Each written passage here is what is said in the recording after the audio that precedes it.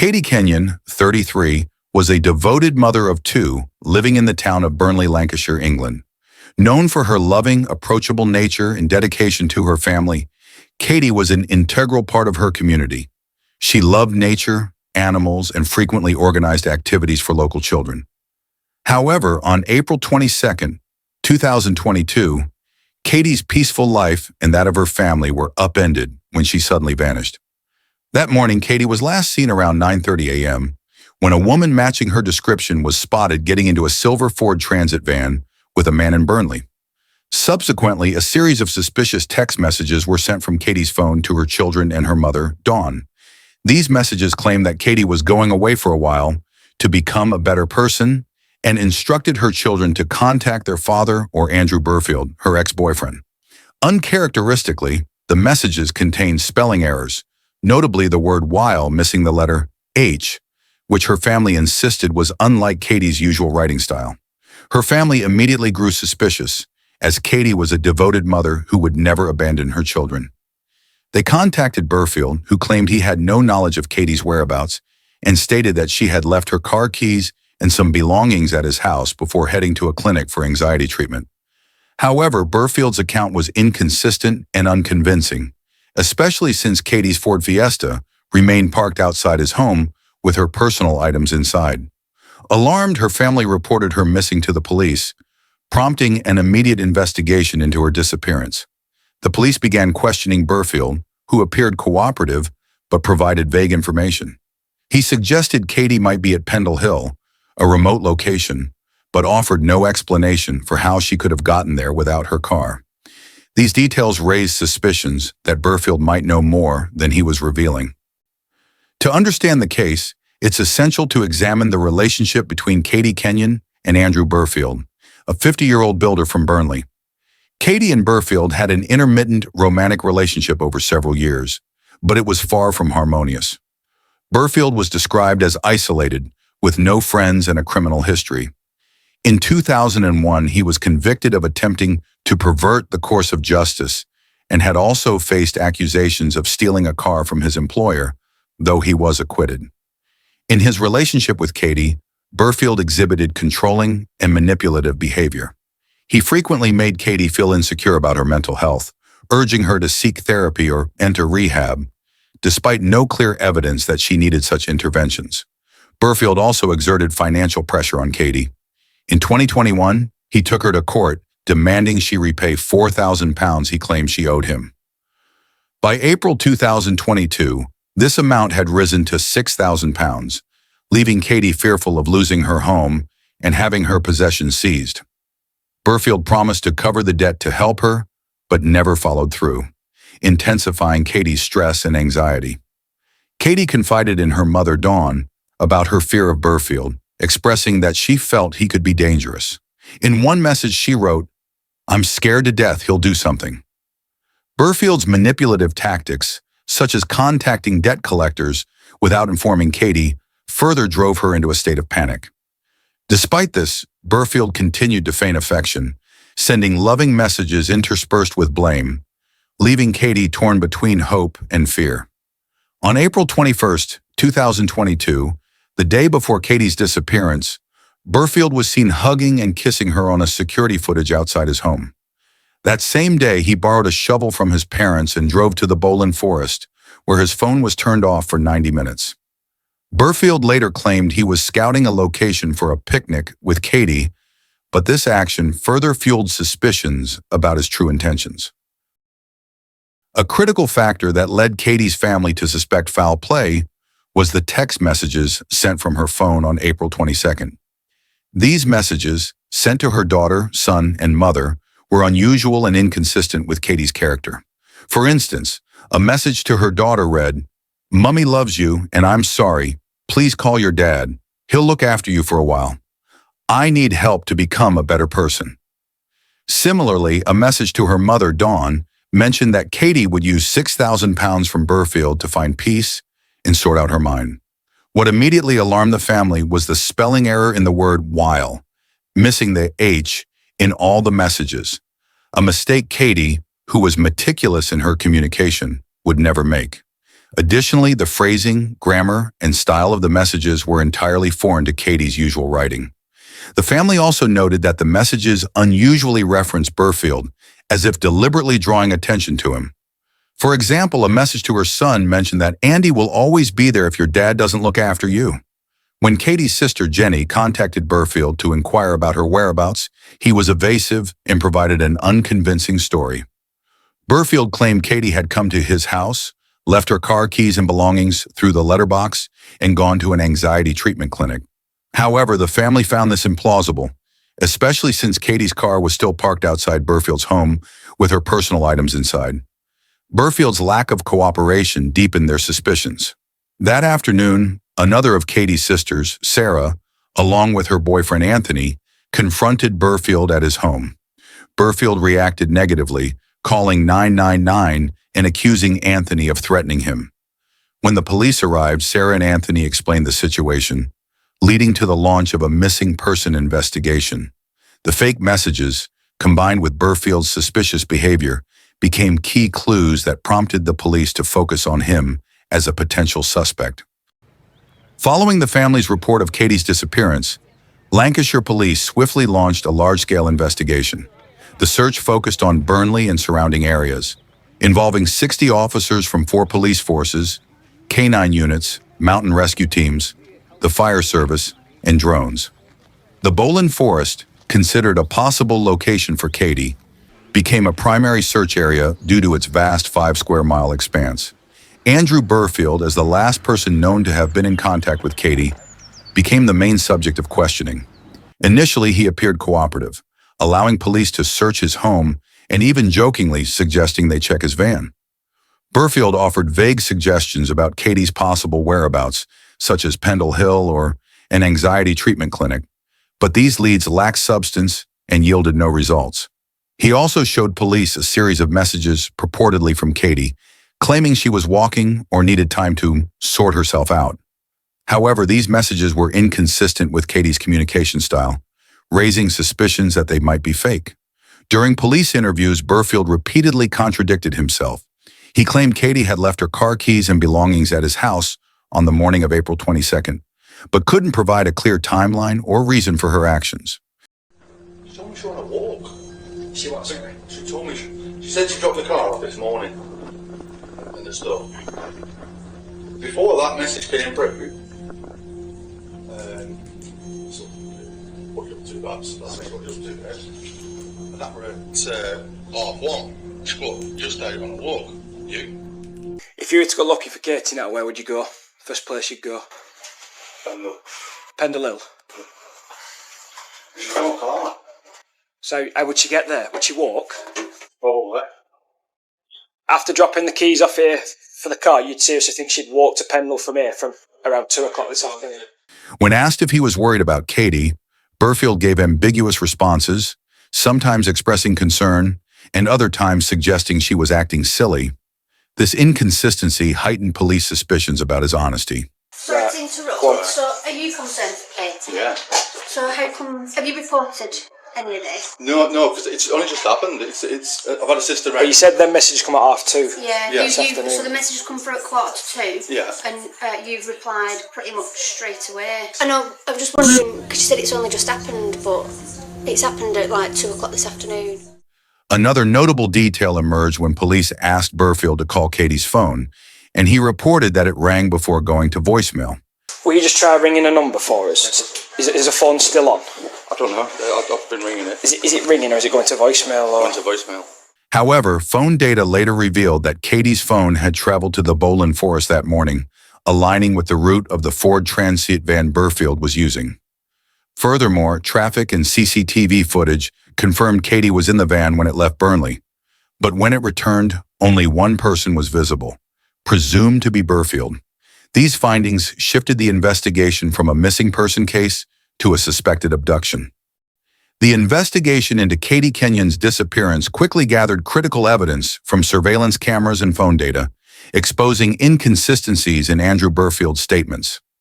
Footage from traffic and CCTV cameras documented the movements of the silver Ford Transit van, identified as the vehicle Burfield used on April 22, 2022.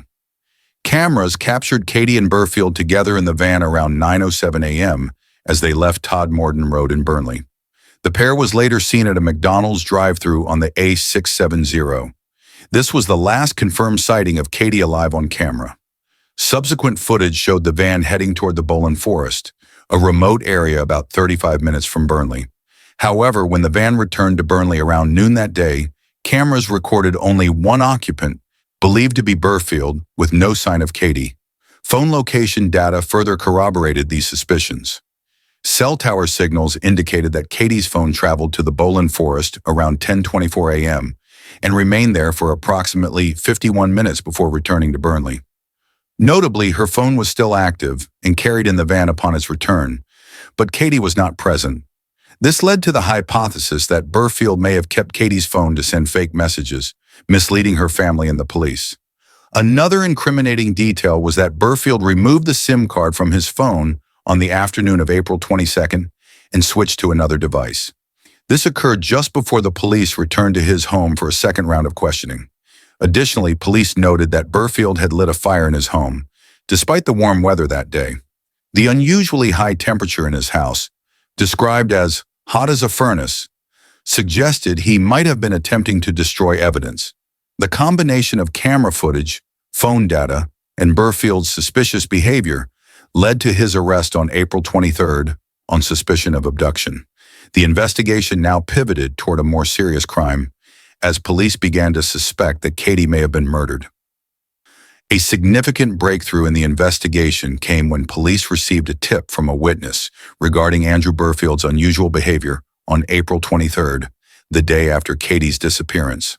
The witness, a homeowner on Hillingdon Road where Burfield had worked as a builder, reported that Burfield unexpectedly appeared at their property around 8:15 a.m. on a Saturday, an unusual time since he typically worked during regular hours when children were at school. During their conversation, Burfield inquired about the bin collection schedule, specifically asking which day the bins would be emptied. This question initially seemed innocuous, but after Katie's disappearance was widely publicized through media appeals, the homeowner grew suspicious.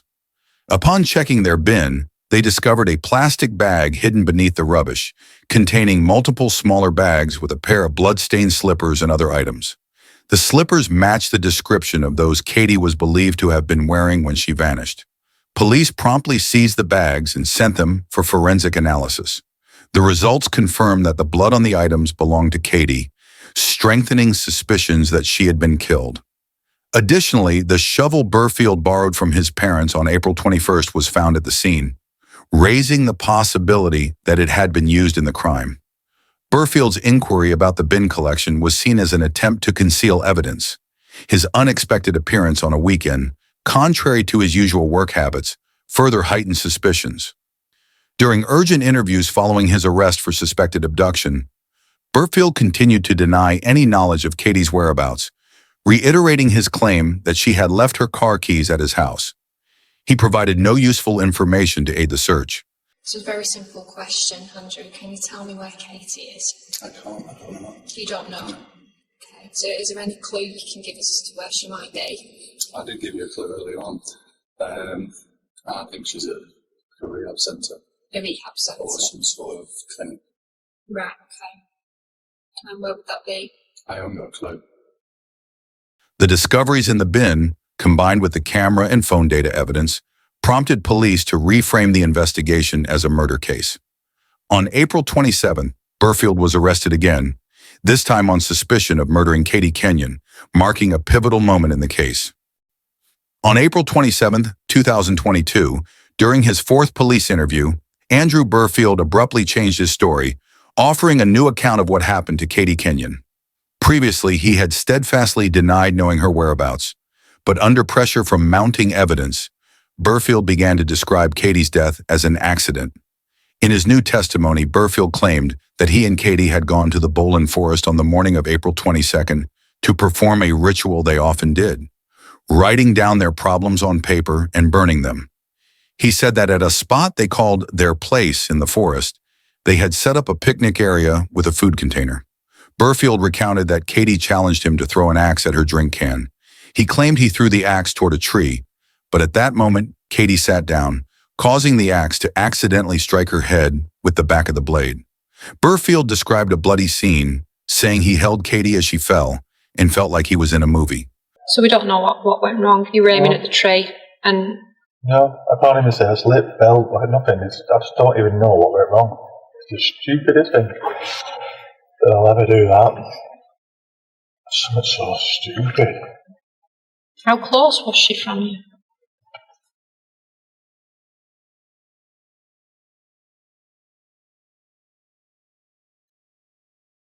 There's no help there, you know, there's nothing. No. No people. No signal on the phone, they can't carry her. Carry her. Sort of a boyfriend can't carry your own girlfriend. Burfield further stated that he couldn't carry Katie's body to the van, so he decided to dig a shallow grave, about 1.5 feet deep, to bury her, covering it with leaves and branches to conceal it. He tied a bag to a nearby tree to mark the location, intending to return later. Burfield also admitted to burning Katie's bank cards and phone, disposing of the ashes in a bin outside a shop. He claimed that after the incident, he planned to take his own life after arranging care for his and Katie's children. However, police quickly found this story implausible due to numerous inconsistencies. The accident narrative was seen as a desperate attempt to mitigate his guilt as the evidence against Burfield continued to mount. Thing is, Andrew, you've told us a lot over the last few days, haven't you? And you've told us a lot, certainly today, a lot of information. And a lot of it just does not add up, okay? And ultimately, we don't believe you of what you've said, okay? But do not believe that this has been an accident. This is about your control and your over Katie, and you're losing the control. Following Burfield's new testimony, police deployed a specialized search team to the Boland Forest to verify his account. Based on his claim that he had tied a bag to a tree to mark the burial site, the team focused on the area he described. Initially, they found no signs of a grave or ground disturbance, as the area was a dense forest with a complex network of tree roots. Faced with difficulties in pinpointing the exact location, police made a rare decision. They requested Burfield to personally lead them to the burial site. On April 29th, Burfield, dressed in forensic coveralls and handcuffed, was taken to the Boland Forest. Under close supervision and recorded by police body cameras, he guided the team 69 meters from the main road into the forest. There, Burfield knelt at a specific spot, just meters from where the team had previously dug. Specialists began excavating and uncovered Katie Kenyon's body. The grave had been meticulously dug, with soil layers carefully replaced to avoid obvious signs of disturbance. A large tree root running through the grave remained intact, which forensic archaeologists and botanists noted would have been impossible to achieve in the short time Burfield claimed. Burfield's construction skills appeared to have been used to create a hard-to-detect grave, reinforcing suspicions that the murder was carefully planned. The post-mortem examination revealed that Katie had been struck at least 12 times in the head with a heavy object, possibly an axe or shovel, causing multiple severe skull fractures. These injuries directly contradicted Burfield's accident story, confirming a brutal attack. Additionally, police found a bloodstain in Burfield's washing machine and the picnic box in his van, further corroborating evidence of the crime. The discovery of Katie's body marked a heartbreaking end to the week-long search. Her family, particularly her sister Sarah, described the period as the longest 7 days of their lives. Police delivered the devastating news to the family while continuing to support them through dedicated liaison officers. Andrew Burfield's trial began on November 14, 2022, at Preston Crown Court, expected to last about 3 weeks. Burfield initially pleaded not guilty, forcing prosecutors to present the full scope of evidence against him. The prosecution argued that Katie's death resulted from a savage attack, with at least 12 blows to the head using a heavy weapon, such as an axe or shovel. The severe injuries, including multiple skull fractures, demonstrated that this could not have been an accident, as Burfield claimed. Prosecutors also highlighted that Burfield had planned the murder in advance. A key finding was draft messages found in the Notes app on Burfield's phone, saved from April 4th. These drafts were nearly identical to the messages sent from Katie's phone on April 22nd. proving that Burfield had pre-written them to fake Katie's intention to leave.